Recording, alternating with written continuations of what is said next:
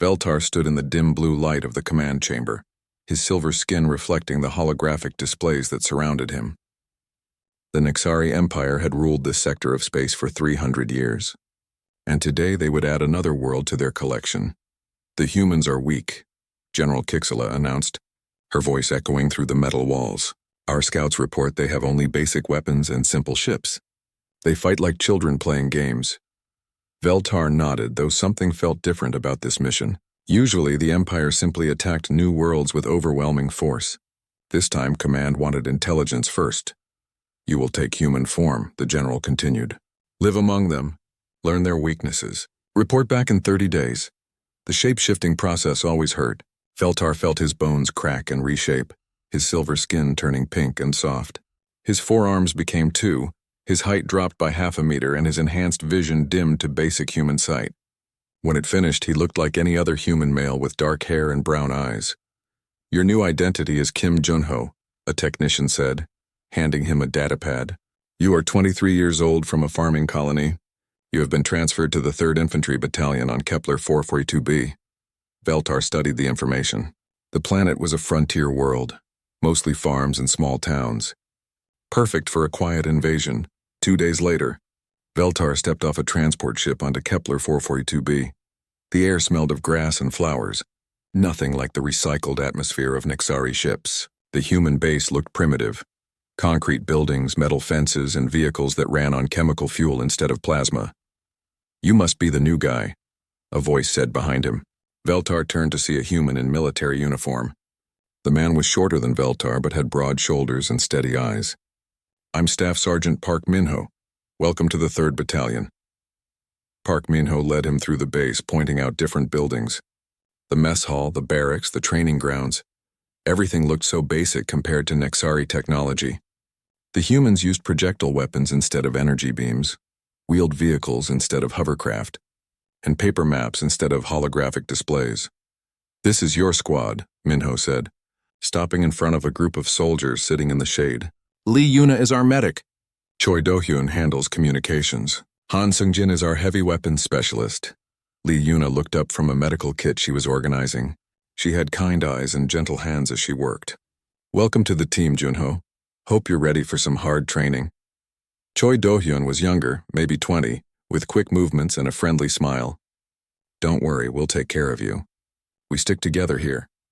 Han Seung-jin was the biggest of the group, with arms like tree trunks, but when he smiled, his whole face lit up. Good to have another fighter. We can always use more help. As the days passed, Veltar gathered information for his report. The humans were physically weak. They could only lift half as much as a Nexari soldier. Their weapons were primitive, simple chemical explosives instead of plasma charges. Their armor was basic metal and fabric instead of energy shields. But something puzzled him. During training exercises, the humans made strange choices. When one soldier fell behind during a long march, the others slowed down to help him. When Private Nam Ji-won twisted his ankle, the whole squad stopped to assist him, even though it made them fail the mission. Why did you help him? Veltar asked Minho after the exercise. The mission was more important. Minho looked at him with surprise. The mission was to get everyone to the end point. If we leave Ji-won behind, we failed already. This made no sense to Veltar. In Nexari military doctrine, individual soldiers were expendable. The mission always came first. Weak soldiers were left behind or replaced. During evening meals, Veltar watched the humans interact. They shared food without being asked. They told stories about their families and homes. They laughed at simple jokes and helped each other with equipment maintenance. Lee Yuna spent her free time teaching basic medical skills to anyone who wanted to learn. Choi Do-hyun fixed personal communication devices for free. Han Seung-jin shared pictures of his young daughter and talked about the toy shop he wanted to open after his military service. Don't you have family back home? Yuna asked Veltar one evening. Veltar thought about his Nexari kin. They lived in efficiency pods, worked their assigned jobs, and rarely spoke unless necessary. Not really, he said, which was true in a way. That's sad, she said simply. Everyone needs family. The concept confused him. Nexari were born in batches, raised in groups, and assigned roles based on their abilities. They had no emotional attachments, no personal relationships beyond professional cooperation. It was efficient, but as he watched the humans, Veltar began to see something else. When Han Sung-jin received bad news from home, his father was sick, the entire squad rallied around him. They offered money, covered his duties, and even arranged for him to call home using the base's expensive long-range communications. "Why do you help him?" Veltar asked Yuna privately. "It cost you money and time." "Because he's hurting," she said as if it was obvious. "When one of us hurts, we all hurt." Veltar's reports to command grew more detailed but also more confused. The humans were definitely weak in traditional military terms. Their technology was centuries behind Nexari standards.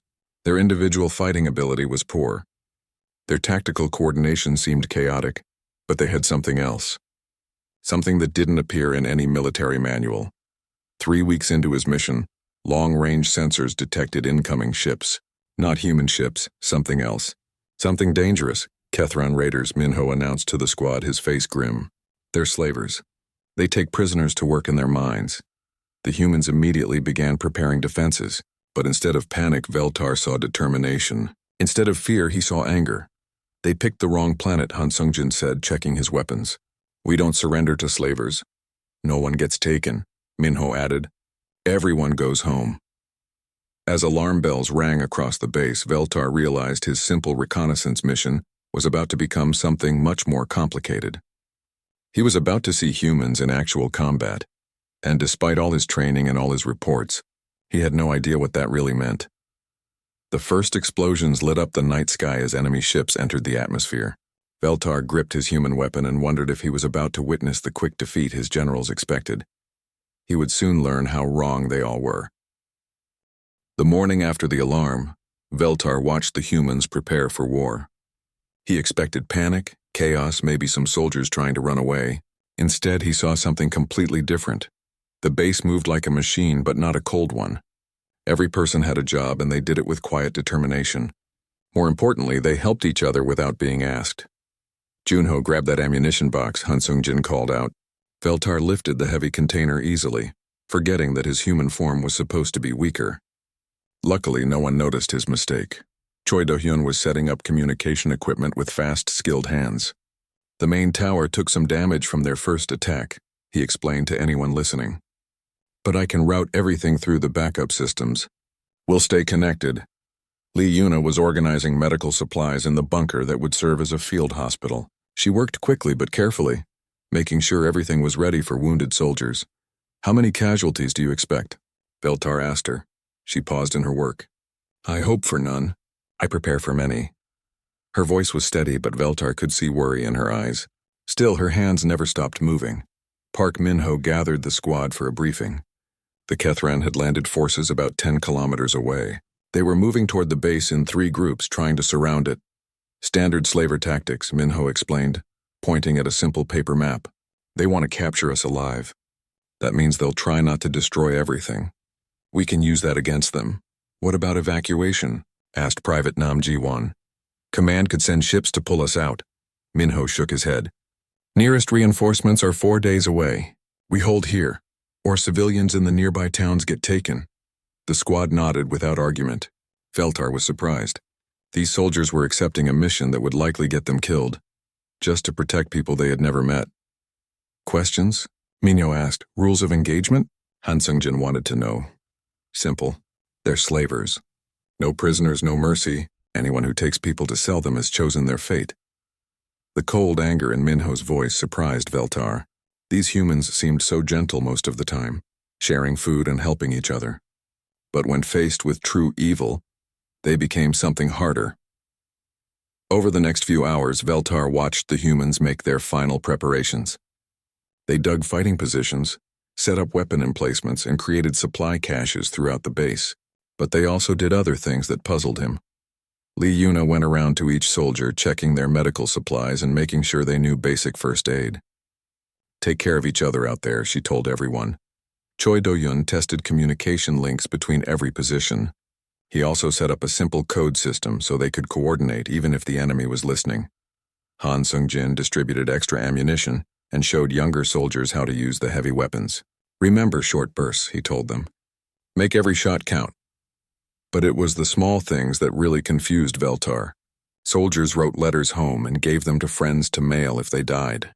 They shared personal items, lucky coins, family photos, favorite books. Some prayed together, while others just sat quietly and talked about peaceful things like favorite foods or funny memories. Aren't you afraid? Veltar asked Nam Jiwon, who was cleaning his rifle for the third time. Of course I'm afraid, the young soldier replied. Anyone who isn't afraid of dying is crazy. But being afraid doesn't mean giving up. Then why fight? Why not surrender and hope for rescue later? Nam Jiwon looked at him with genuine surprise. Because they're slavers, Junho. They hurt innocent people for money. Someone has to stop them. The first attack came at sunset. Kethran soldiers moved through the fields around the base using tall grass for cover. They were good fighters, disciplined, well-equipped, and experienced. Veltar expected the humans to wait in their positions and fight defensively. Instead, Minho made a choice that shocked him. Doyun, Han, Jiwon, you're with me. We're going out there, sir? Doyun questioned. They expect us to hide behind our walls. Instead, we're going to hit them while they're still forming up. Shunyo Yuna, hold the base. If we don't come back, make them pay for every meter. The small team slipped out of the base just as darkness fell. Veltar watched from the walls as they moved through the fields like ghosts. His enhanced hearing, even in human form, could pick up distant sounds of combat. 20 minutes later, explosions lit up the night. Then gunfire, shouting, and more explosions. The Kethran attack formation broke apart as they tried to deal with enemies behind their lines. But something went wrong. The human team was supposed to retreat after hitting the enemy. Instead, Veltar heard Dohyun's voice on the radio. Base, this is comm team. Jiwon is down. Repeat, Jiwon is down. Status? Lee Yuna responded immediately. Alive but bleeding. We're pinned down in Sector 7. Veltar expected the team to abandon Jiwon and retreat. That's what Nexari doctrine taught. The mission comes first, individual losses are acceptable. Instead, Minho's voice came over the radio, calm but determined. We're not leaving him. Base, can you provide covering fire on the north side? Understood, Yuna replied without hesitation. The base's heavy weapons opened fire, creating a corridor of death that let the team retreat. But it also revealed their positions to the enemy and drew return fire. When the team finally made it back, Veltar saw something that changed his understanding completely. Han Sungjin was carrying Jiwon on his back. Minho and Doyun were wounded but walking. They had risked everything to bring back one injured soldier. Why? Veltar asked Minho as Lee Yuna treated his wounded arm. You could have completed the mission and escaped. One soldier isn't worth the whole team. Minho looked at him with those steady eyes. That's where you're wrong, Junho. One soldier is worth everything. Because if we leave him behind, we're not soldiers anymore. We're just killers with uniforms. As Lee Yuna worked on Jiwon's wounds, the whole squad gathered around. They offered blood for transfusions, shared their medical supplies, and took turns sitting with him through the night. He's going to be okay, Yuna announced after 2 hours of surgery. The relief on everyone's faces was obvious. Good, Han Seungjin said simply. We don't lose family. That word hit Veltar like a physical blow. Family. These humans weren't just soldiers following orders. They had chosen to become something more. As the night wore on, more Kethran attacks came. Each time, the humans fought with desperate courage, but always with the same principle. No one gets left behind. Veltar found himself fighting alongside them, his mission forgotten in the chaos. When Dohyun's radio equipment was damaged, Veltar helped repair it. When ammunition ran low, he shared his supplies, and slowly he began to understand something that would change everything. These humans weren't just fighting to win, they were fighting for each other. The difference was everything. The second day brought hell to the human base. Veltar woke to the sound of explosions much closer than before. The Kethran had spent the night moving heavy weapons into position. Now they were serious about breaking through human defenses. Everyone up, Minho shouted as debris rained down from a near miss. They're coming hard! Through the smoke and dust, Veltar could see enemy soldiers advancing across the open ground.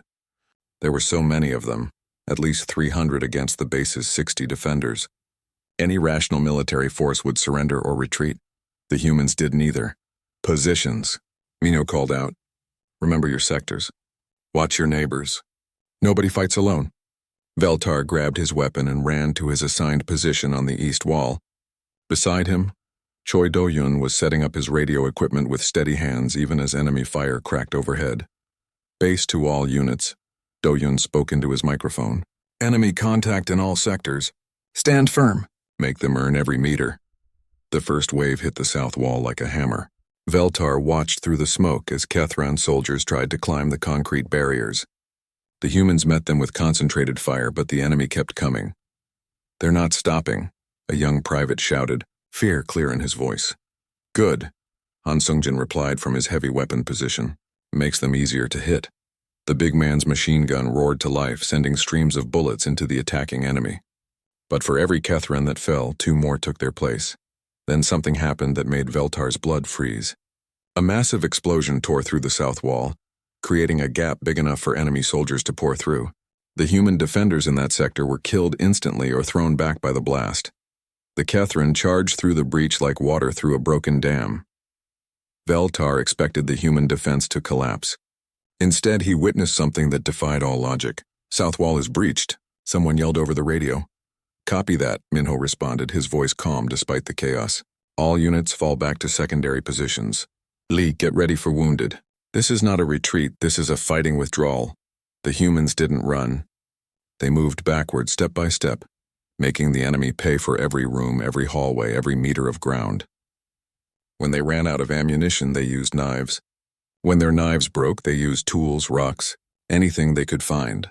Veltar saw Private Nam Jiwon, still limping from his wounds the night before, holding a doorway against 3 Kethran soldiers. When his rifle ran empty, he pulled out a knife. When that was knocked away, he fought with his bare hands until help arrived. Why don't they surrender? Veltar asked Do-hyun as they fell back to the next defensive line. Because we can't, Do-hyun replied, reloading his weapon. If we give up, innocent people die. It's that simple. In the base's main courtyard, Lee Yuna had set up a field hospital under constant fire. Enemy bullets cracked overhead while she worked on wounded soldiers. When Veltar suggested moving to a safer location, she shook her head. The wounded can't move, so we stay. You could be killed. Maybe. But if I leave, they will definitely die. The logic was insane by Nexari standards. One medic wasn't worth losing the entire medical capability. But watching Yuna work, seeing how the wounded soldiers fought harder knowing she was there, Veltar began to understand something deeper. Human strength didn't come from their weapons or tactics. It came from their refusal to abandon each other. The afternoon brought the worst fighting yet. The Kethran pushed deeper into the base, forcing the humans back into the central buildings. Ammunition was running low. Food and water were almost gone. Medical supplies were nearly exhausted. But the humans didn't break. When Han Seung-jin's heavy machine gun finally overheated and jammed, he picked up a rifle and kept firing. When that ran out of bullets, he found an enemy weapon and turned it against its former owners. How much ammunition do we have left? Minho asked during a brief lull in the fighting. Not much, Do-hyun replied honestly. Maybe an hour of heavy fighting. Then we make it count. Veltar watched Minho make impossible decisions. When the enemy concentrated their attack on the east wall, he stripped defenders from other sectors to reinforce it. When they shifted to the west, he moved everyone again. He was playing a deadly game of chess with human lives as pieces, but every move was designed around one principle: protect each other. When young Private Song-hyun was trapped in a collapsed room, 3 soldiers risked their lives to dig him out. When Lee Yuna ran out of morphine for the wounded, soldiers shared their personal pain medication without being asked. This is insane, Veltar muttered as he helped carry wounded soldiers to safety. You're all going to die for nothing. Not for nothing, Nam Jawan corrected him, wincing from his own wounds. For each other, that's everything. As evening approached, the situation became desperate. The humans were down to their last defensive positions in the underground levels. The Kethran controlled most of the base above ground, but they had paid a terrible price. For every human they had killed, they had lost 5 of their own. The easy capture mission had become a bloody nightmare. Sir, Do-hyun reported to Minho. I'm picking up enemy communications. They're getting angry. This was supposed to be quick and simple. Good, Minho replied. Angry enemies make mistakes. That's when Veltar saw the final piece of the puzzle. The humans weren't just fighting to survive. They were fighting to make the enemy understand that taking human worlds would never be easy or cheap.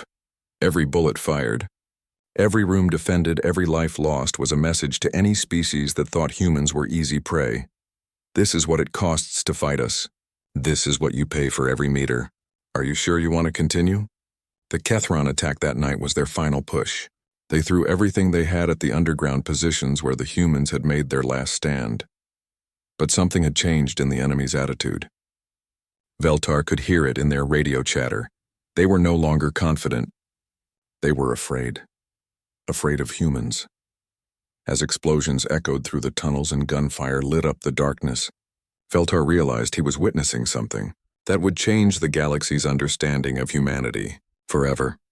These humans didn't just fight wars, they fought for each other. And that made them the most dangerous enemies in the universe. 3 days underground changed everything Veltar thought he knew about warfare. The humans had retreated to the base's lower levels when the surface became impossible to hold. These tunnels were meant for storage and maintenance, not as living space for 60 people. The air was thick and stale. Water came from emergency tanks that wouldn't last much longer. Food was limited to military rations that tasted like cardboard. Any sane military force would have surrendered. By now, the humans adapted. Choi Do-hyun had somehow managed to get his communication equipment working in the tunnels. He used parts from destroyed enemy radios, spare wire from the maintenance shops, and pieces of metal that he shaped with his bare hands. How did you learn to do that? Veltar asked, watching Do-hyun connect circuits that shouldn't work together. My father was an engineer, Do-hyun replied, not looking up from his work. He always said, if it's broken, you fix it. If you can't fix it, you build something better. The young man had turned the tunnel system into a communication network. Soldiers in different sections could coordinate their defenses, share information about enemy movements, and most importantly, stay connected to each other. Han Sung-jin had performed similar miracles with their weapons. When ammunition ran low, he showed the others how to make explosive devices from cleaning supplies found in the storage rooms. When their rifles jammed from tunnel dust, he taught them to strip and clean the weapons using nothing but torn cloth and their own saliva. Where did you learn explosives? Veltar asked. Construction work before the military, Han replied, carefully mixing chemicals in an empty food container. Sometimes you need to remove rocks. Same principle, different targets, but it was Lee Yuna who truly amazed Veltar. The tunnels had become one large field hospital, with wounded soldiers lying on makeshift beds throughout the corridors. She had run out of proper medical supplies on the second day, so she improvised. Veltar watched her perform surgery using a knife sterilized over a small flame, with torn cloth for bandages and alcohol meant for cleaning equipment as antiseptic. She saved the life of Sergeant Kim Won-ho using techniques that would make Nexari military doctors weep with admiration. How do you know all this? Veltar asked as she finished stitching a wound with thread pulled from a uniform. My grandmother was a nurse during the colony wars, Yuna explained, washing her hands in precious clean water. She taught me that medicine isn't about having perfect equipment. It's about refusing to let people die when you can save them. But the most remarkable changes were happening in the humans themselves. Park Min-ho had transformed from a squad leader into something approaching a general. He moved through the tunnels constantly, checking on every position, talking to every soldier, making sure everyone had what they needed to keep fighting. Veltar followed him during one of these rounds, amazed at what he saw. How are you holding up, Corporal Lee? Min-ho asked a young woman who was guarding one of the tunnel entrances. Tired, sir, but ready. Your family know you're thinking about them? She smiled for the first time in days. Yes, sir.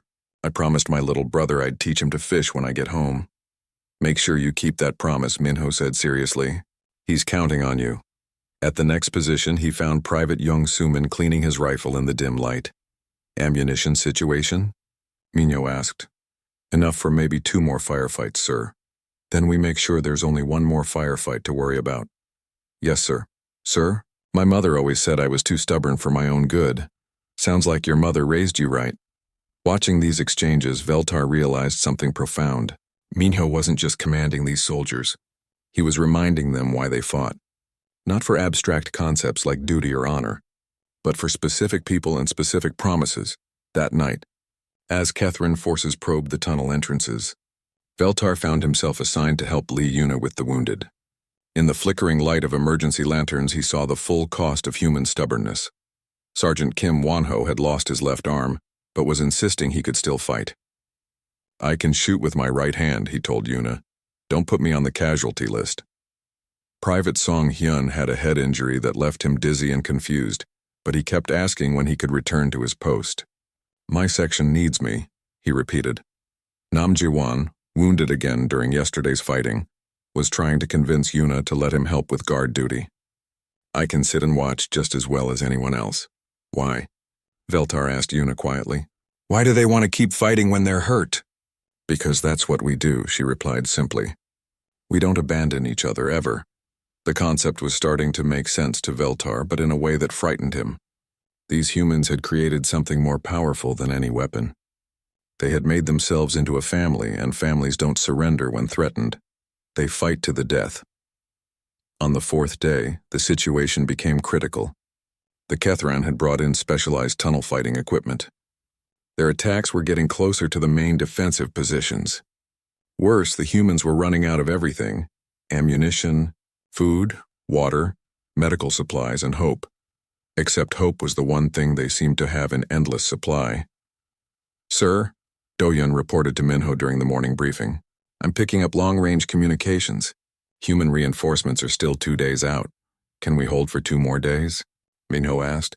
Han Sung-jin counted their remaining ammunition. "If we're very lucky and very careful." "What about water?" Lee Yuna checked their reserves. 1 day, maybe less. Any rational commander would have considered surrender. The Kethran had offered terms: become slaves for 10 years, then be released. Many humans might survive. Minho's response was immediate and final. "No, sir," Do-hyun questioned. "We don't negotiate with slavers. We don't become property. We don't give up." Minho looked around at his exhausted, wounded, desperate soldiers. "We hold the line. That's what we do." To Veltar's amazement, no one argued. These humans would rather die free than live as slaves. That afternoon, he helped Nam Ji-won write a letter to his family. The young soldier's hands were shaking from wounds and exhaustion, so Veltar held the paper steady. "Tell them I kept my promise," Ji-won dictated. "Tell them I didn't run away. Tell them I stood with my friends until the end." "Why is that important?" Veltar asked. "Because that's what makes us human," Ji-won replied. "Not our technology or our weapons. The fact that when everything goes wrong, we stand together." As night fell and the sound of enemy digging equipment grew closer, Veltar realized his reconnaissance mission was complete. He understood human military capability perfectly now. They couldn't be defeated because they refused to accept defeat. They couldn't be broken because breaking one meant fighting all of them. They couldn't be enslaved because they would rather die as free beings than live as property. The Nexari Empire had made a terrible mistake. They thought humans were prey. Humans were predators. Veltar's mission ended the moment he chose to save Lee Yuna's life. It happened during the 5th day underground. The Kethran had finally broken through the outer tunnel defenses and were pushing into the main corridors. The humans had fallen back to their final positions around the command center and medical area. Veltar was helping move wounded soldiers when he heard Lee Yuna scream. A Kethran sniper had found a firing position in the upper tunnels. His energy beam had missed Yuna by centimeters, burning through the wall where she had been standing. The sniper was adjusting his aim for a second shot. Veltar didn't think. He moved. His human disguise fell away like old clothes. His body stretched back to its true height. His skin shifted to silver and his 2 hidden arms emerged from his torso. In one fluid motion, he leaped 15 feet up the tunnel wall and tore the Kethran sniper apart with his bare hands. When he dropped back down, the corridor was silent except for the distant sound of gunfire. 20 human soldiers stared at him with expressions ranging from shock to fear to something that might have been understanding. "Well," Park Min-ho said finally, "that explains how you carried those heavy ammunition boxes so easily." Veltar waited for the accusations, the anger, the betrayal. Instead, Han Sung-jin asked, "Are you still on our side?" "Yes," Veltar replied without hesitation. "Good," Min-ho said. "We need every fighter we can get. Can you do that jumping thing again?" The acceptance hit Veltar harder than any weapon. These humans had just discovered their new teammate was an alien spy, and their main concern was whether he could help them keep fighting. "There are things you should know," Veltar began. "Later," Minho interrupted. "Right now, we have a battle to win." The next few hours were the most intense combat of Veltar's life. Fighting in his true form, he could move through the tunnels like a ghost. His enhanced strength let him carry wounded soldiers to safety. His improved vision helped him spot enemy positions in the darkness, but it was fighting alongside the humans that truly changed him. When Choi Do-hyun's radio equipment was destroyed by enemy fire, Veltar used his natural electromagnetic abilities to boost the signal from a backup unit. When Han Sung-jin ran out of ammunition for his heavy weapon, Veltar tore a Kethron plasma rifle from a dead enemy and showed him how to use it. "This is incredible," Han said, firing the alien weapon. "Why didn't our military get these?" "Because we never captured any intact before," Veltar replied. "Kethran usually destroy their equipment rather than let it fall into enemy hands." "Lucky us," Han grinned, then went back to firing at advancing enemies. Throughout the fighting, Veltar noticed something remarkable. The humans weren't treating him differently because he was alien. Nam Ji-won still shared his water ration. Lee Yuna still asked him to help with wounded soldiers. They had simply accepted him as part of their family. The concept was revolutionary to a Nexari. His people formed alliances based on mutual benefit and tactical advantage. But these humans had something deeper, loyalty that transcended species, planet of origin, or even original intentions. "Why aren't you afraid of me?" Veltar asked Lee Yuna during a brief lull in the fighting. "Should I be?" she replied, bandaging a soldier's arm. "I'm an alien. I was sent to spy on you. My people are planning to invade your worlds."